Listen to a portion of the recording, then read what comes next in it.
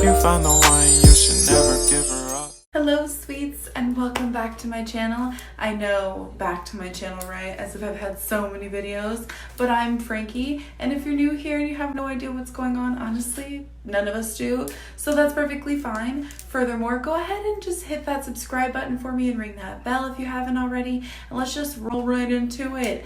Honestly, I know I've been gone for a while, and I appreciate my little 33 subscribers, I think it is, and that's a lot for someone who really hasn't been attentive to their YouTube. I really do appreciate you staying with me, sticking by my side, because now, if you can see up there and you've been paying attention, on YouTube, I will be posting every Monday and every Friday, and Mondays are actually going to have different things than Fridays will, but they all will be included with makeup, and I'm just excited to share that experience with you guys.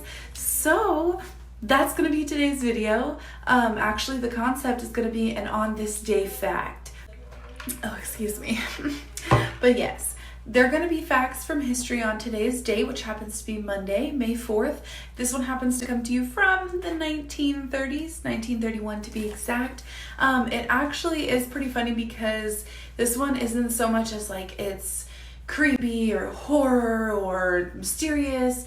This one actually just happens to be, you know, one of those things where you probably already heard about it and you probably already know the background, but you still want to know more about it because you might not know enough. Yeah, that probably was a little confusing. But on the plus side, I'm here to do that for you. So I'm pretty excited to get right into it. This one actually happens to be about Al Capone. Yes, the infamous gangster from New York. Let's go ahead and just talk about how you probably already know who this is. Hey, yeah, just a little reminder. Just want to let you know, if you hear any voices in the background, I don't have ghosts and ghouls in the apartment. It happens to be the love of my life. She's actually still being an essential worker working from home. So if you hear, can you unplug your cable box about 50 times? It's just her. No need to get worried. Also, just to throw in there, if you're wondering what I am using on my face, I will be disclosing that in the description box below. Not so much getting into detail about that because I just want to get into detail about these facts.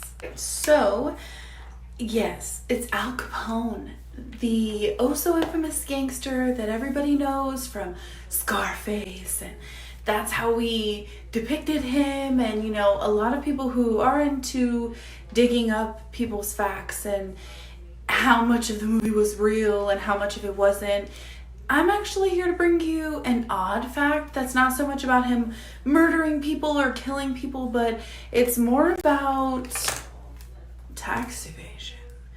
Yeah, isn't that crazy that it would be about tax evasion rather than murdering people? Or if any of you know about the Valentine's Day massacre that he was involved in, well, we're gonna go ahead and just like dig a little deeper into it. But the fact of today happens to be that on May 4th, sorry, I had to drink some tea because I'm gonna give you the tea, because Al Capone was actually given his inmate number and became convict number 40886 in Atlanta Federal Penitentiary. Yes, and it was actually for tax evasion. And it's odd because, you know, like I said, everything we know about him and the whole Scarface movie and everything, you'd think like, oh, that's odd. Don't you think he would have went to prison because he murdered people, or because he was technically already a convict, but he wasn't ever convicted? Because the feds, honestly, they were trying so hard to reach out and arrest Al because they were like, you know what, we know, but we can't prove it. Well, a little bit of a background about Mr. Al Capone. He was actually born Alphonse Gabriel Capone and given eventually the nickname Al. And yeah, that's, you know, not much more than that. I mean, he had a lot of nicknames, honestly. He actually had like King Alphonse, the Big Fella, you know, Scarface. I think it was Public Enemy number 1, if I'm not mistaken. Yeah, Public Enemy number 1. Can you believe that?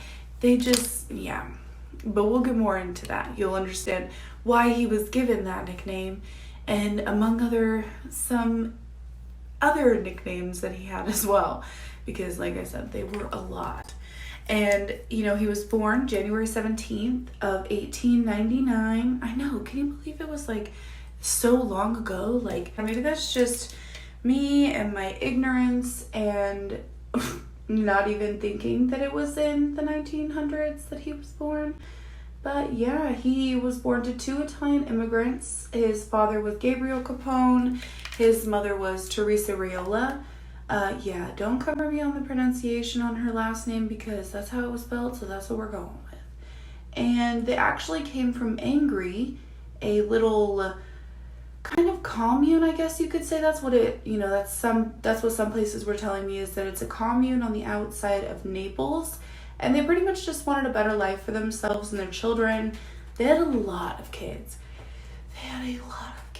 Yeah, they had 9 kids. I mean, I guess today that's not a lot of kids, but it's a lot for me. But they had 9 of them, and, they had girls, they had boys, and not just Al was famous. I had to go back to my notes for this one because I wanted to share their names with you. It was actually Al, Vincenzo, Salvatore, Raffaele, Ermina, who actually died at the age of 1, which was a crazy fact, Ermino, Albert, Matthew, Mafalda, Alfonsi, which is Al. So yeah, 9 kids. I had to get my notes for that one because I definitely didn't remember that. So I won't get too much into the whole infamous part about his siblings. You can definitely do your own research on that one. It's not really hard to find anything on any information about the siblings or himself. So there was a lot of them. Capone was actually really, really, really smart. And I'm not sure if it was just he had trouble focusing, I mean, if I could just sit him down, and have an interview with him, I would. But I don't know what it was. But he definitely had a bad temper. And he actually got expelled from school at the age of 14 for hitting his female teacher. Honestly, I mean, it didn't really give me much on the background of him growing up. Yeah, it didn't give me too much information on if he was abused or if he went through any type of abuse. And not that that really comes into play, but I mean, sometimes it can. So I didn't really find anything about that. Just, the basic background information on the family. But he did try working odd jobs actually at a candy shop or candy store. There, it was called Candy Shop in a few articles, Candy Store in another. Let's just go with Candy Store.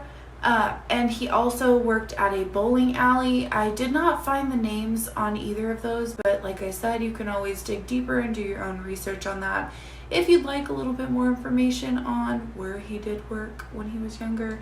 But he actually met the infamous Johnny the Fox Torrio. This was around the age when he started to get more into his gangster side, I guess you could say. And it's pretty much where he just started getting into certain gangs. And when I say this, I mean he was in a lot. And when I say a lot, normally when you hear stories, it's one gang.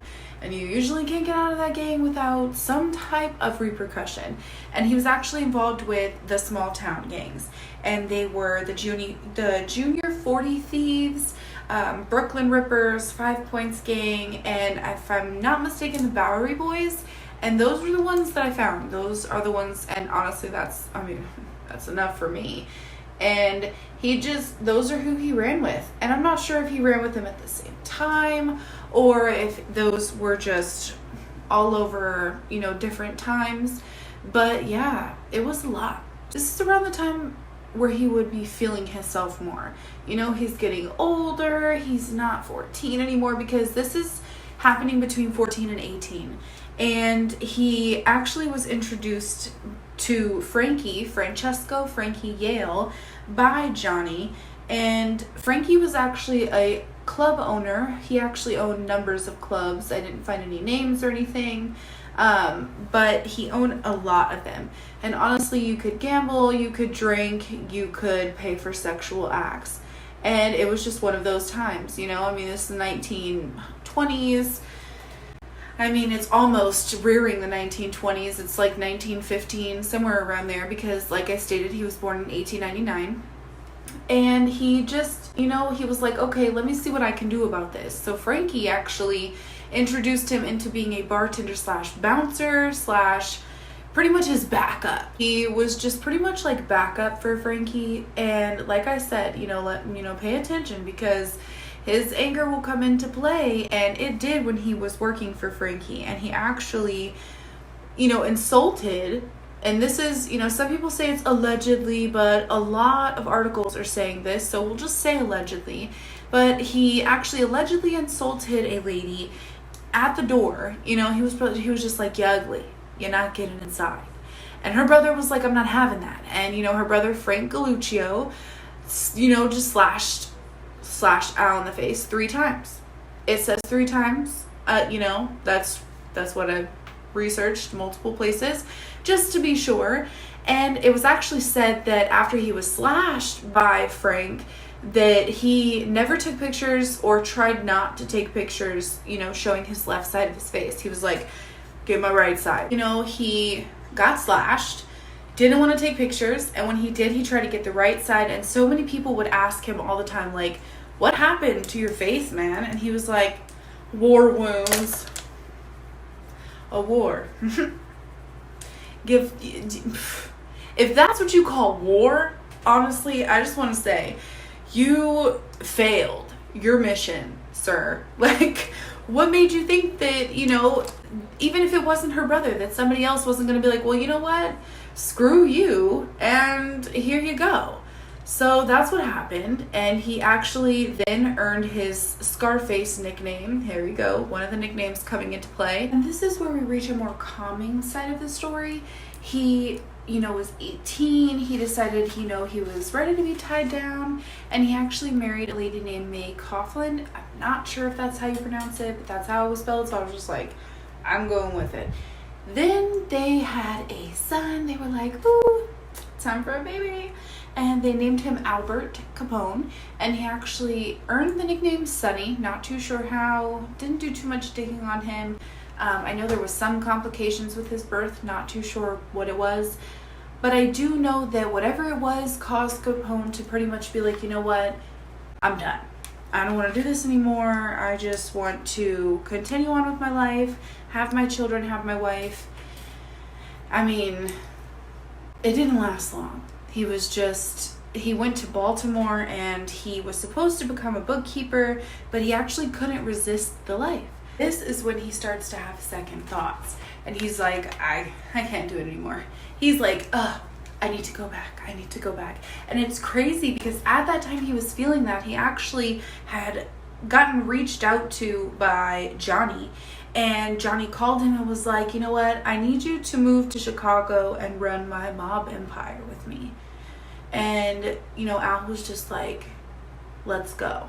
I'm ready." So he moved, and it was just one of those offers that Al just could not refuse. He was like, "This is what I wanted. I couldn't stay away, so I'm just gonna dig myself deeper into it." And soon enough, the mob life actually caught up to Johnny, and Johnny was actually almost assassinated.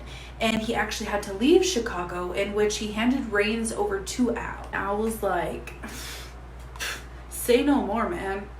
Hand it over." And he was actually a natural at making money. He actually expanded the business fairly quickly. He took over like there was nothing. And this is mid-1920s, and he actually was reportedly taking home about $60 million annually. And in today's dollars, that's about $878 million. And it's reported that he actually reached a whopping $100 million. And in that time, that was a lot to them, but now that actually would be $1.5 billion. So not only was he good at making money, he actually was just he actually was just good at making a mess. And, you know, he was good at making a mess and not wanting to clean it up and not caring if he was to get caught for it. You know what I mean? He was one that would do his own dirty work, but he would have other people do it for him as well. So this is when it starts to get a little bit more bloody, a little bit more murderous. And, you know, there was actually just countless bodies piling up in Chicago. And fortunately for Al, and unfortunately for the feds, they couldn't pin anything on him. They couldn't do anything. And that's what I mean. Like, he was messy, but he just never got caught. So it's like, I don't know if that's your luck. I don't know if, you know, that's just, I don't know. Right place, right time, you know? I'm not too sure, but I do know that in May of 1927, the U.S. Supreme Court actually passed something that ruled that gains from illicit traffic in liquor are actually subject to income tax, and it would actually be taxable by the feds. So this is when the feds were like, oh snap, we got him now.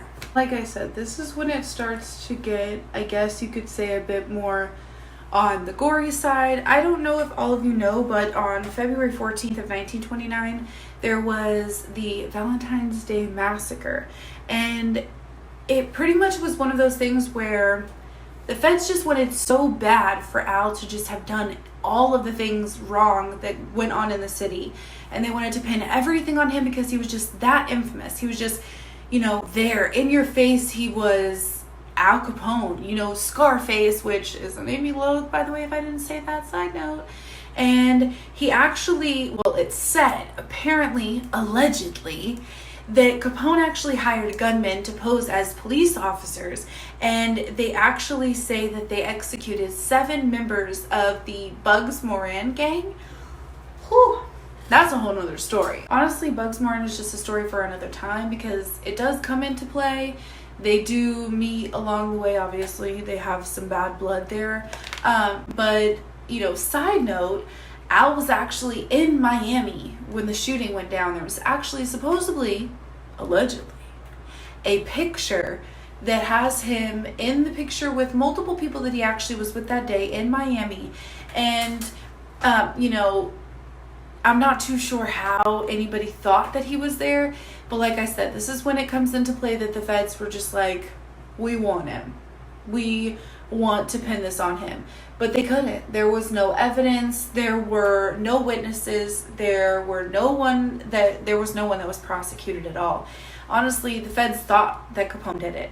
And in 1930, this dubbed him as, nickname, Public Enemy Number 1. Yeah.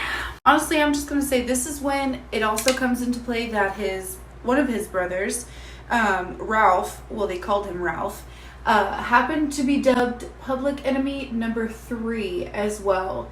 I should have done some research on who number 2 was, but yeah, isn't that crazy? Public Enemy Number 1. And like I said, the feds were just really fixated on Capone.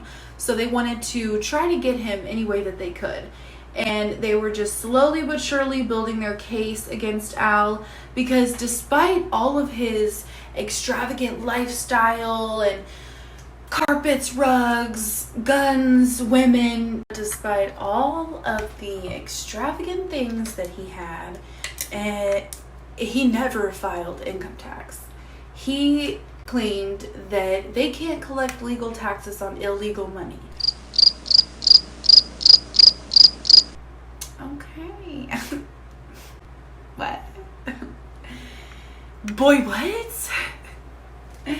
And for a moment there, you know, I'm sure he thought that he had everybody fooled and that he was just going to get away with that. But, you know, in all reality, he had taxable income. And the feds knew it. They see, like, okay, well, we see you have all this stuff. Well, you know, how are you getting it? How are you able to afford it, yet you've never filed your taxes?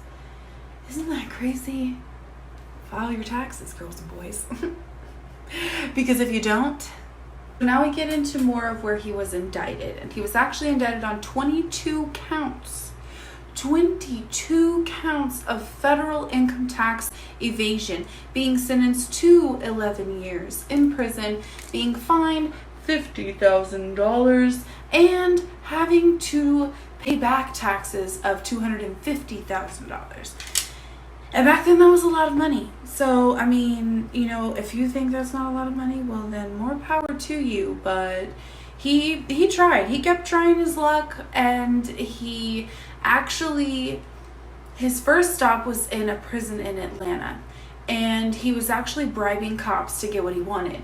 You know, he wanted those rugs. He wanted those extravagant things in, you know, his grasp again. And they were doing it, you know. They were like, you know what, okay, he's doing this, he's got us set up for good. I actually had to do a little bit more research because I wanted to see if he had done that anywhere else. And he actually did do it when he was locked up in Philadelphia.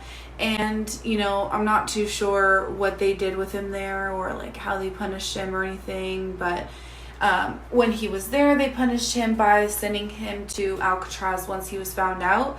And, you know, they were like, okay, well, you're not going to bribe our people. We're done. We're sending you away. So he actually spent more than 4 years at Alcatraz. I don't know an exact limit. Didn't go too deep into it. But his health started to deteriorate. And if any of you know how he died, you know that it slowly but surely eats at you. You know, it's not something that's just, oh, hey, I'm here, and then you're gone. And he actually caught syphilis or contracted syphilis years before. You know, I don't know exactly what year, because it doesn't just say, oh yeah, Al Capone caught syphilis this day. So, I mean, there's only so much that I can do. But in 1939, he actually was moved to a mental institution where he served out the rest of his prison sentence before actually retiring to Florida. And it's said that before he died, his physician stated that he deteriorated so much that it was to the point that he had the mental capacity of a 12-year-old. And he just, I mean, if any of you really, you know what that means, that pretty much means like he just lost his mind and he couldn't think too much more for himself. And if you paid attention in the beginning, I did state that he was very smart. You know, I mean, he knew what he was doing, even in his criminal mind, you know. Criminal Minds, that's my show. But even in his criminal mind, he knew exactly what he was doing. And finally, on January 25th, 1947, Alphonse Gabriel Capone took his last breath at the age of 48. Yeah. The most feared man in America, public enemy number one, Scarface, whatever you want to call him. You know, some people even knew him as brother, cousin, uncle, whatever it might be. And you know, funny, speaking of uncle, there actually is one person that he is survived by that actually is the last person to have met him in the world that, like I said, is related to him. And her name is Deidre or Deidre. Not sure. Don't come for me. It will, you know, it's spelled Diedre. So I'm only assuming that's how you say it. But forgive me if I am wrong. She is 78. Her last name is Capone. I'm not too sure if she didn't marry or if she just wanted to keep the last name. But yeah, her name is Deidre. She actually, you know, like I mentioned further, you know, back in the video, that there was the Valentine's Day massacre.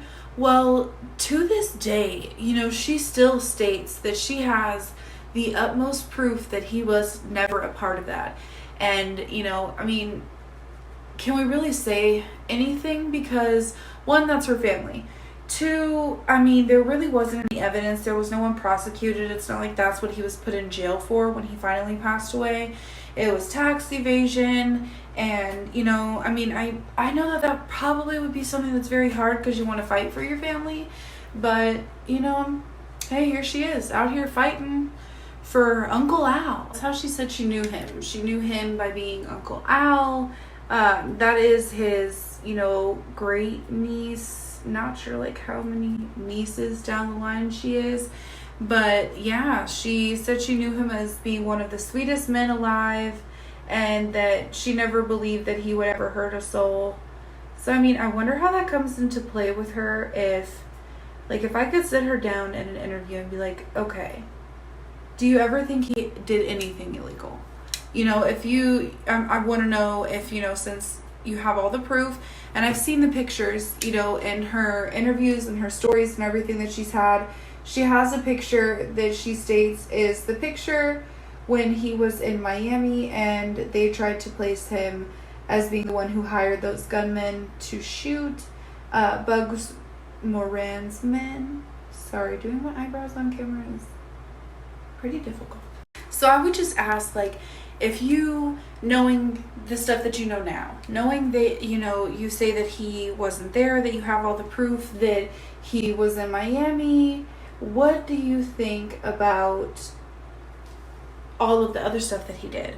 Or, you know, how do you feel, like, being that she's like the last family, or I wonder if any of the other family was alive when Scarface came out so that they could be like, oh, what? Like, this is how they depict my son, my nephew, my cousin, like, whatever it might be. Like, it's just crazy to think about that, if anybody was alive, or how she felt about that situation. Because, in all honesty, I would be like, holy crap. Like, first off, he loathed that nickname. Like, I don't know if I've said it in here once, twice, 3 times. Well, shoot me if it's the 4th or 5th. But he hated that nickname. And he earned the nickname by being a douchebag at the door. Because, I mean, I know Scarface was made in, like, the 1980s.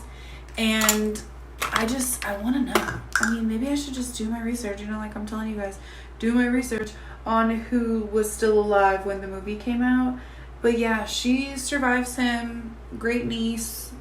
Yeah, that's really all that, you know, I can say about that situation. But yeah, the fact is that on May 4th, 1931, Al Capone became convict number 40886.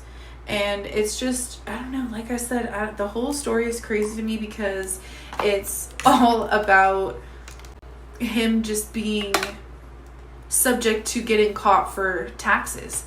And it's crazy because, I mean, of all things that, like, what would you think was going through his mind when he was like, okay, the feds are here.